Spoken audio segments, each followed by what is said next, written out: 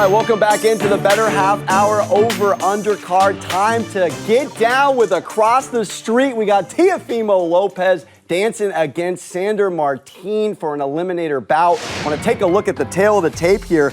Lopez won his last fight by TKO. Coming in, he lost his first fight, though, to Kambosos last November after winning his first 16 fights. Martin comes in 40-2 with 13 KOs, his only losses by decision. With a victory, the Brooklyn-born Lopez is hoping to get a chance at regaining the gold again. All right, Amber, I'm coming to you.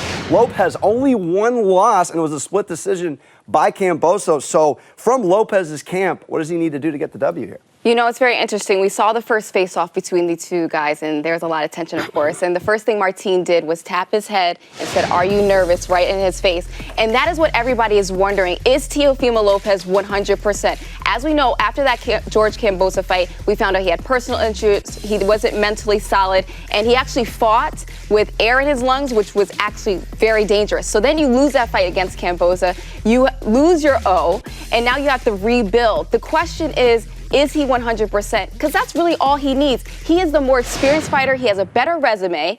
And if he is the old Teo, there should not be a problem. Yeah, and I think the fact that I think this is a great opponent for him. Even though he's a slick southpaw, he can move you around. He's not the biggest puncher. And when you don't have to worry that much about the power, you could take some extra risks. And I think that's what we're going to see, is that he'll eventually corner him, break him down, and get the knockout. Yeah, I think he got over that loss. He had a good training camp. He's back in a good headspace. He's just got to keep the ball rolling. What he did against Campa, he's got to go out there, fight the same way. I think he gets the job done.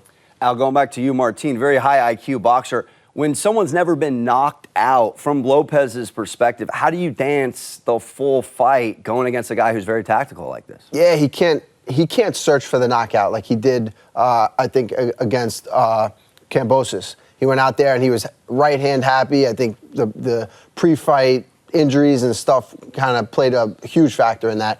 But he's got to go out there. He's got to fight the way he fought Lomachenko. He's got to fight, definitely got to fight the way he fought Campa. Defense, he's got to be on his P's and Q's, work behind the jab, and set up the right hand. If he sets it up, he uses his jab to set it up. I think he can. Al, I think you're spot on. This fight, like you said, his last fight against Campo, that was at a catch weight. So now he's really moving up to 140. This fight is to just get acclimated in that division before he could potentially fight Josh Taylor or Regis Prograis.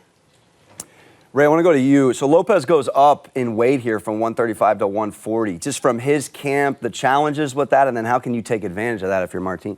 Yeah, I mean, I think when the levels are, everybody's at the top of their game, 5 pounds moving up is a lot. So I think it's not going to be a problem for him because I think he's the stronger puncher anyway. So I think that's going to be the difference for me. But normally if you have two guys that are equally skilled, 5 pounds could make a difference.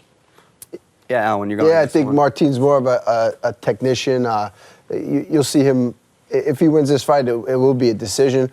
Going up in weight, it can only help Teofimo Lopez. I think he's a power fighter. He'll keep that power. Going up in weight, it'll still be there for him. Listen, Teo's already done his work in the lightweight division. He beat Richard Comey, Lomachenko. He had 3 belts in that division. Yes, he lost, but he did his work there. It's time to move up. He wants to be a 2-division champion, and he's really close to doing it. Yeah, and going back to you, Amber, Lopez going into the Garden here against Martin. Is he making a mistake? No, not at all. I mean, the fight was originally against Josh Pedraza, right, or Jose Pedraza, and he ended up pulling out of that fight. I think this is a better matchup only because Sandor is coming off a big fight against Mikey Garcia. Yes, Mikey Garcia was at the end of his career, but still a great fighter. So this is a really good fight for him to get acclimated at 140, again, before he goes up and try to get that belt. I love it.